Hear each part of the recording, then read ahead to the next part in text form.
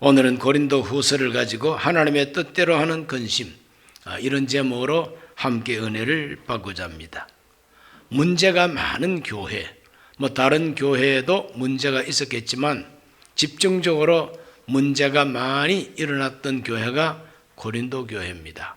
그래서 바울은 기도하면서 하나님의 지혜를 받아서 이 문제 해결을 위한 하나님의 말씀을 기록해서 고린도 교회에 편지로 보냈습니다. 그 편지가 고린도 전서가 되는 것이죠. 그 고린도 전서를 보내놓고 바울은 에베소를 떠나서 아시아에서 유럽으로 건너가서 마케도니아 교회를 돌보고 있었습니다. 마케도니아 교회의 대표적인 교회는 빌립보 교회, 데살로니가 교회, 이와 같은 교회입니다. 그 마케도니아에 가 있을 때에 심부름 갔던 디도가 돌아왔습니다. 디도가 돌아올 때 그냥 돌아온 것이 아니라 기쁜 소식을 가지고 돌아왔습니다. 디도가 가지고 온 기쁜 소식은 무엇이냐 하면은 고린도 전서 편지를 읽고 고린도 교회 성도들이 회개했다는 것입니다. 그 회개했다는 소식이 기쁜 소식이죠. 고린도후서 7장 5절에서 7절 읽어봅니다. 우리가 마게도냐에 있을 때에도 우리 육체가 편하지 못하였고 사방으로 환난을 당하여 밖으로는 다툼이요 안으로는 두려움이었노라. 그러나 낙심한 자들을 위로하시는 하나님이 디도가 오므로 우리를 위로하셨으니 그가 온 것뿐 아니요 오직 그가 너희에게서 받은 그 위로로 위로하고 너희의 사모함과 애통함과 나를 위하여 열심히 있는 것을 우리에게 보고함으로 나를 더욱 기쁘게 하였느니라. 디도가 보고한 내용은 그 고린도 교회 성도들이 그 편지를 읽고 난 다음에 얼마나 하나님 앞에 하나님의 은혜를 사모하고 또 사도 바울을 사모하고 애통함과 무엇을 애통함이 우리가 잘못됐구나. 우리가 파당을 지어가지고 바울 파라, 아볼로 파라, 게바 파라 파당을 지어서 서로 싸운 거 이거 참 잘못됐다. 애통하고 우리 가운데 있는 이 부도덕한 비윤리적인 문제 이 모든 것들을 하나님 앞에 애통하면서 회개하게 됩니다. 나를 위하여 열심히 있는 것 이건 사도 바울의 선교를 위해서 기도하고 사도 바울을 정말 간절하게 사모하고 그 교훈을 받고자 하는 그 열심이 그들 마음속에 그대로 살아 있다는 것입니다. 이러한 기쁜 소식을 듣고 위로를 받고 낙심한 자를 위로하시는 하나님의 위로가 교회에 문제가 많다는 소식을 듣고 일면 낙심했지만 그들이 회개하고 회복됐다는 소식이 큰 위로가 되고 기쁨이 되었다고 하는 소식을 들었습니다. 그래서 바울은 참 기쁜 마음으로 정말 다행스러운 마음으로 두 번째 편지를 써서 고린도에 보낸 것이 바로 이 고린도 후서입니다. 고린도 후서는 고린도 교회 성도들이 회개했으므로 기쁜 마음으로 그들을 위로하고 그들을 격려하고 그들에게 좀 더 새로운 진리를 기록해서 보내어주게 되는 것입니다. 그들이 근심함으로써 오히려 유익하게 됐다고 하는 이 기쁜 소식 하나님의 뜻대로 된 근심이라고 바울은 평가합니다. 고린도 교회 성도들이 사도 바울의 편지를 읽고 근심하지 않을 수가 없었다고 그랬어요. 근심할 수밖에 없었어요. 본인이 죄를 지었으면 틀림없이 근심해야만 되고 자기가 죄를 안 지었다 할지라도 교회 안에 이런 문제가 있다는 소식을 들었을 때 함께 근심해야 그것이 바로 한 공동체가 된 특징이죠. 팔을 다쳤는데 다리가 기뻐할 수가 없고 다리가 다쳤는데 손이 모를 수가 없지 않습니까? 그러므로 함께 고통하고 함께 근심하게 된 것이 바로 교회의 근심이죠. 고린도 교회 성도들이 그 많은 문제 속에 바울의 편지를 읽고 근심하지 않을 수가 없었으나 그 근심은 하나님 뜻대로 하는 근심이라고 했습니다. 자, 하나님의 뜻대로 하는 근심이라는 게 무엇이냐? 첫째로 하나님이 주시는 근심입니다. 하나님이 근심을 주셔요. 하나님께서 근심 준다니까 어떻게 하나님이 근심을 주실 수가 있을까? 기쁨을 주셔야지. 어떻게 하나님께서 걱정하고 근심하는 마음을 주셨을까? 그러나 하나님은 걱정과 근심을 주실 때가 있습니다. 항상 기뻐하고 항상 즐거워하는 축복만 주시는 하나님이 아니라 때로는 근심하게 하시는 하나님, 걱정하게 하시는 하나님도 되신다는 것입니다. 구약 성경 에레미야 예가 3장 33절 말씀에 이런 말씀이 있습니다. 주께서 인생으로 고생하게 하시며 근심하게 하심은 본심이 아니시로다. 하나님께서 그 택한 백성들로 하여금 고생하게 하시고 근심하게 하신다 그랬어요. 본심은 아니다. 이 말은 그 걱정과 근심 그 자체가 하나님의 뜻이 아니라는 것이죠. 그 근심과 걱정 그것은 하나님의 본심이 아니라 그 백성들이 범죄하고 하나님을 떠나고 우상을 숭배하고 하나님 말씀을 등 뒤로 돌려버렸기 때문에 하나님께서 그들로 하여금 깨닫게 하기 위하여 그들로 하여금 정신 차리고 다시 하나님께로 돌아올 수 있게 하기 위하여 하나님은 본심은 아니지만 눈물을 머금고 그 백성들에게 고생하게 하시고 근심을 주셨다는 것이죠. 그 하나님은 오늘날도 살아 계시기 때문에 저와 여러분 우리도 하나님께서 주시는 근심을 할 수가 있다는 것이죠. 고린도 교회에 문제가 일어나니까 하나님이 바울을 통해서 진리를 가르쳐주고 진리의 말씀을 읽어볼 때에 마음의 근심이 일어나게 된 것이죠. 그것이 바로 거룩한 감각이 살아있기 때문에 느끼는 고통이요 느끼는 근심인 것입니다. 죽은 시체는 아무리 바늘로 찔러도 꿈쩍하지 않습니다. 그러나 살아있는 사람은 비록 의식이 없고 기절했다 할지라도 찌르면 반응이 있습니다. 꿈틀하지요. 그러므로 오늘 우리가 하나님을 향해서 내 영혼이 내 양심이 살아있다면 하나님 앞에서 근심할 수밖에 없다는 겁니다. 진리의 말씀을 듣고 보니 내가 잘못됐다고 하는 걸 깨달으면 근심이 생길 수밖에 없는 것이죠. 그러므로 이것을 가리켜서 성령의 책망이라 그러죠. 예수님께서 말씀하셨습니다. 보혜사 성령이 오시면 우리를 책망하신다 그랬어요. 하나님의 성령이 하시는 일 가운데 책망하시는 일도 있습니다. 내가 잘못되었을 때, 내가 삐딱한 길로 걸어갈 때에, 내가 불순종할 때에 하나님께서는 성령으로 책망하시고 그 책망이 내게 임할 때에 나는 근심할 수밖에 없는 것이죠. 우리 모두가 다 하나님 앞에 잘못된 생활을 하게 되면 근심하게 되어야 마땅합니다.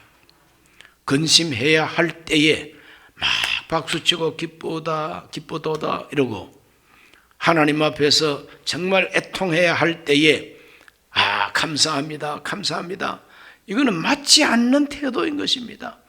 근심할 때는 근심해야 되고 울어야 할 때는 울어야 이게 건강한 영혼입니다. 우리 모두가 성령의 책망을 들을 수 있어야만 됩니다. 왜 그렇습니까? 왜 우리가 근심할 때가 있어야 됩니까? 우리는 완전한 사람이 아니지 않습니까?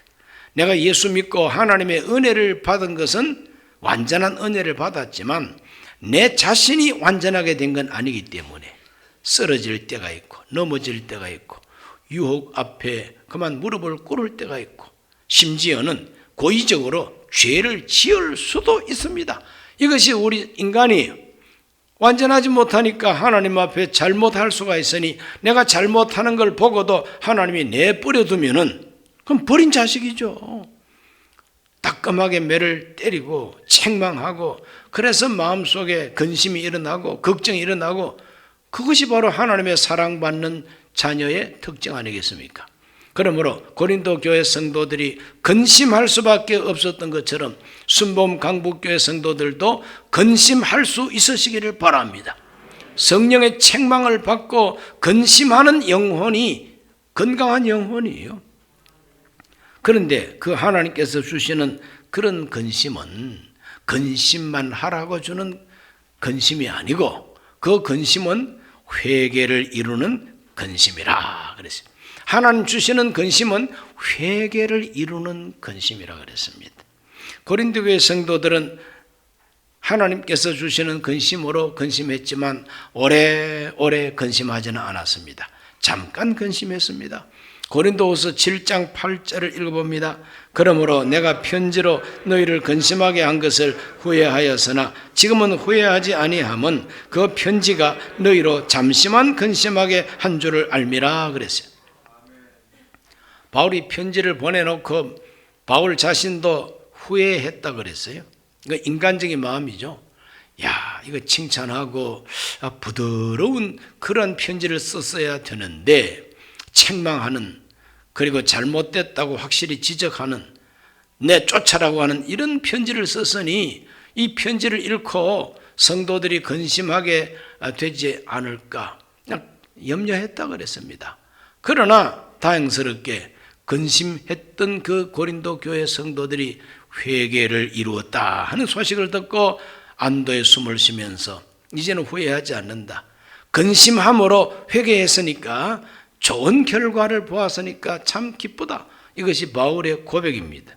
고린도후서 7장 9절을 읽어봅니다. 내가 지금 기뻐함은 너희로 근심하게 한 까닭이 아니요 도리어 너희가 근심함으로 회개함에 이른 까닭이라. 너희가 하나님의 뜻대로 근심하게 된 것은 우리에게서 아무 해도 받지 않게 하려 함이라. 근심하다가 회개했다는 것입니다. 하나님께서 주시는 근심은 근심만 하라고 주는 근심이 아니라 잠깐 근심하다가 회개에 도달하라고 주는 근심이라. 진정한 회개는 근심하다가 회개하는 게 그 진짜 회개입니다. 아무 걱정 근심도 없이 그냥 회개했다? 그 참 이상한 회개입니다. 회개에 따르는 것은 애통이요, 회개에 따르는 것은 바로 근심이요, 회개에 따르는 것은 회개가 완전하게 이루어지기 직전까지는 큰 마음의 고통과 갈등을 느끼는 법인 것입니다. 그래서 회개에 도달하게 되는 것이죠. 근심함으로 회개함에 도달했다. 이것이 바울을 기쁘게 하는 것이고 하나님을 기쁘시게 하는 것입니다. 우리가 다 근심해야 되겠는데 그 근심으로만 끝내지 말고, 걱정으로만 끝내지 말고 회개가 이루어지기를 바랍니다. 고린도후서 7장 10절을 읽습니다. 하나님의 뜻대로 하는 근심은 후회할 것이 없는 구원에 이르게 하는 회개를 이루는 것이요 세상 근심은 사망을 이루는 것이니라 그랬어요. 세상 근심은 사망에 도달하게 합니다. 그러나 하나님 뜻대로 하는 근심은 회개를 이루게 하고, 회개가 이루어지면 하나님이 구원해 주신다는 거죠. 회개가 이루어지면 하나님이 구원해 주셔요. 그 구원은 천당 가는 구원이 아닙니다. 살아있는 지금 여기서의 구원입니다. 여러분, 우리가 구원 걸을 때에 마지막 구원은 천당 가는 게 구원이요, 하나님 나라 들어가는 게 마지막 구원입니다. 그런데 그 하나님 나라 들어가기 전에 지금 우리 팬데믹 시대를 살고 있지 않습니까? 대한민국을 살고 있지 않습니까? 우리 각 사람이 자기 나이가 있습니다. 내 나이를 지금 살고 있지 않습니까? 그러므로 내가 살고 있는 지금 여기 이 실존적인 이 세상에서 하나님의 구원이 필요한 것이죠. 하나님께서 기뻐하지 아니하므로 내게 책망하실 때에 그 책망이 때로는 내 일이 잘못되고 내 몸에 병이 들고 여러 가지 문제가 생깁니다. 그것이 나를 근심하게 합니다. 근심하다가 회개하면 병이 떠나가고, 근심하다가 회개하면 내 문제가 해결이 되고 하나님의 구원이 온다는 것입니다. 그런 구원을 가리켜서 오늘의 구원, 여기서의 구원이라고 이렇게 표현을 합니다. 오늘 우리 순복음 강북교회 성도들은 지금 치열하게 살고 있습니다. 날마다 치열하게 살고 있는 이 현실 속에 하나님의 구원이 임하기를 주 이름으로 축원합니다. 하나님이 도와주셔서 일이 잘 되면 구원이죠. 하나님이 병을 고쳐주는 것도 구원입니다. 문제를 해결해 주시면 그것도 구원입니다. 인간관계가 화평하게 되는 것 하나님의 구원입니다. 이리 갈까 저리 갈까 헤매는 마음 속에 이것이 길이다, 이렇게 사는 것이 하나님의 뜻이다 확신하고 사는 것 하나님의 구원이 아니게 무엇입니까? 조영기 원로 목사님, 저 불광동 대조 마을에서 개척을 하실 때에 전도하러 나갔었습니다. 정말 가난하고 어렵게 사는 집을 찾아가서 아주머니, 예수 믿지 않으면 지옥 갑니다. 그랬더니 그 아주머니가 하는 말이 지옥? 지옥이 뭐가 무섭냐고. 내가 지금 살고 있는 여기가 지옥인데 남편은 술주정뱅이, 자식들은 소매치기, 도둑놈들. 그냥 이렇게 많은 식구들이 조그마한 방 한 칸에서 살아야 하는, 토담집에서 살아야 하는, 이것이 지옥이지 어디가 지옥이냐. 난 지옥 하나도 안 무섭다고 그러더래요. 지옥만 있는 것이 아니고요, 예수님 믿으면 천국 갑니다. 천당 갑니다. 그랬더니 천당? 천당이 있긴 있어요? 천당이 그렇게 좋으면은 천당 좀 맛보여 주세요. 내가 천당을 맛보고 내가 천당 가야지, 천당 맛도 못 보고 무슨 천당을 가겠느냐고.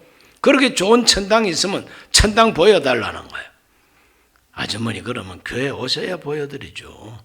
그래서 교회 오도록 안내를 해서 그분이 교회를 왔는데, 교회 와서 가만히 들여다보니까 천막 속에 우리 교회 같은 이런 좋은 장판이 깔려 있는 것이 아니라 가마떼기가 깔려 있는 거죠. 강대상도 뭐 크리스탈 강대상은 그때는 꿈도 못 꾸고 그냥 사각 개짝 뜯어가지고 조금 강대상처럼 만들어 놓은 나무 강단. 들여다보니 깔깔 웃으면서 집 팔자나 내 팔자나, 여기가 무슨 천당이 있어, 이렇게 외치더라는 거죠. 그래서 아주머니 말씀이 맞습니다. 내 팔자나, 아주머니 팔자나 지금 완전히 산팔 따라지처럼 돼가지고 지금 서울에서 밀려난 이 불광동에서 살고 있는데, 우리 같이 예수 믿고 천당 찾아갑시다. 우리 천당 맛봅시다.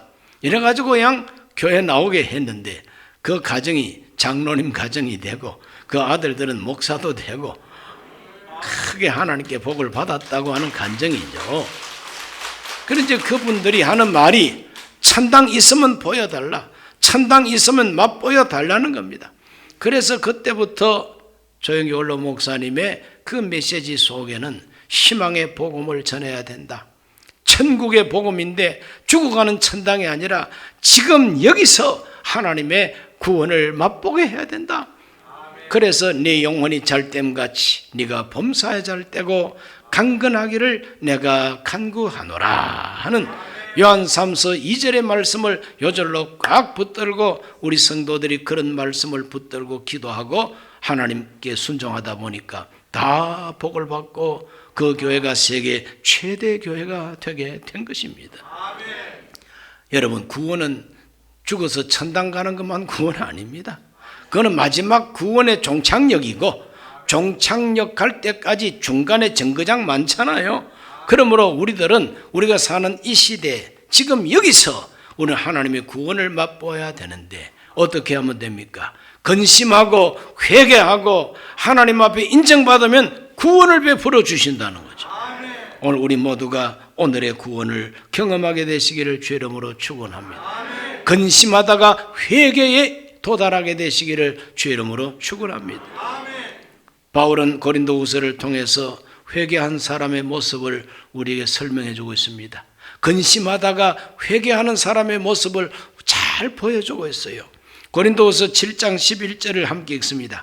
보라, 하나님의 뜻대로 하게 된 이 근심이 너희로 얼마나 간절하게 하며 얼마나 변정하게 하며 얼마나 분하게 하며 얼마나 두렵게 하며 얼마나 사모하게 하며 얼마나 열심 있게 하며 얼마나 벌하게 하였는가. 너희가 그 일에 대하여 일체 너희 자신의 깨끗함을 나타내었나니라. 그래서 하나님의 뜻대로 하게 된 이 근심, 이 근심이 근심으로 끝나는 것이 아니라 회개를 이루는 근심, 하나님께서 인정하시는 회개에 도달하는 이 근심은 어떤 특성이 있는가?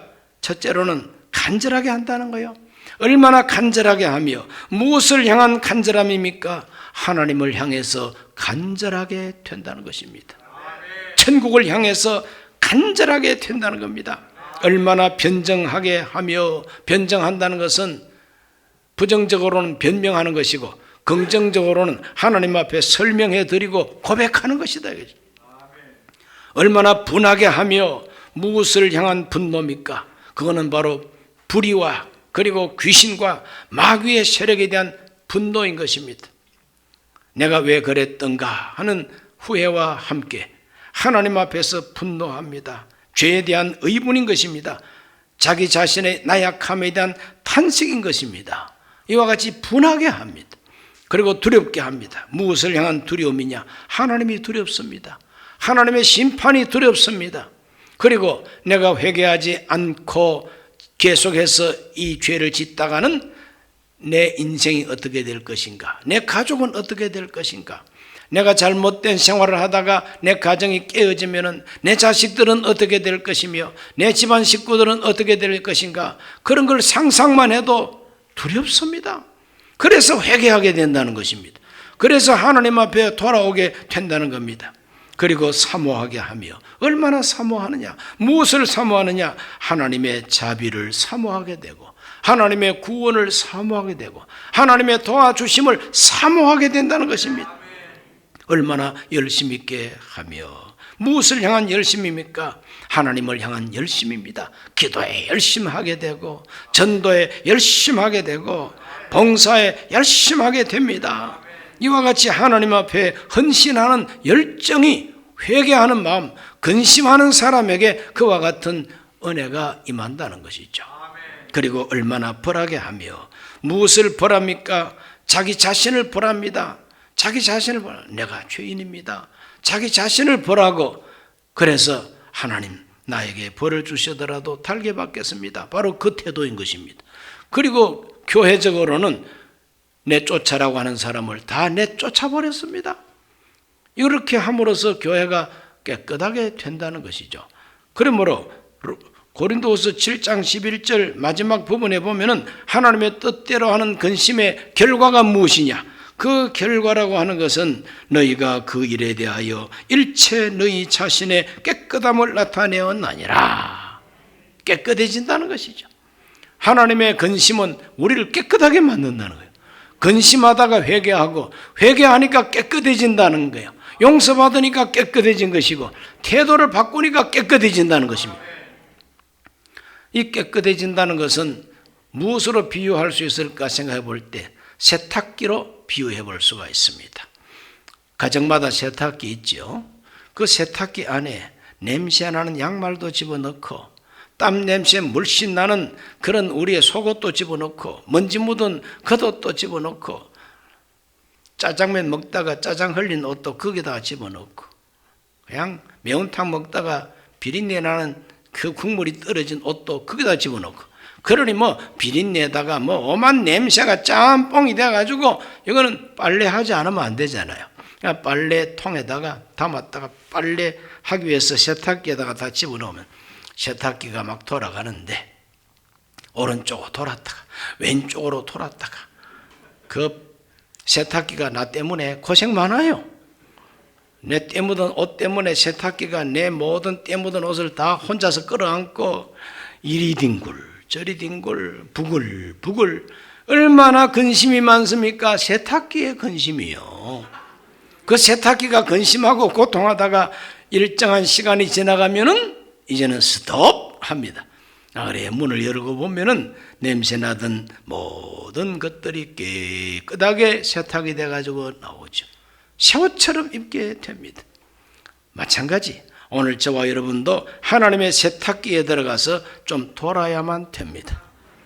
근심 좀 해야만 됩니다. 좀 어지러워야 됩니다. 좀 매를 맞아야만 됩니다. 그러다가 일정한 시간 지나면 이젠 됐다 하면은 우리가 깨끗해져 나온다는 것이죠. 하나님은 우리에게 근심을 주시고 하나님이 주시는 그 근심을 통해서 우리를 깨끗하게 하시는 것이 하나님의 뜻이라는 것이죠.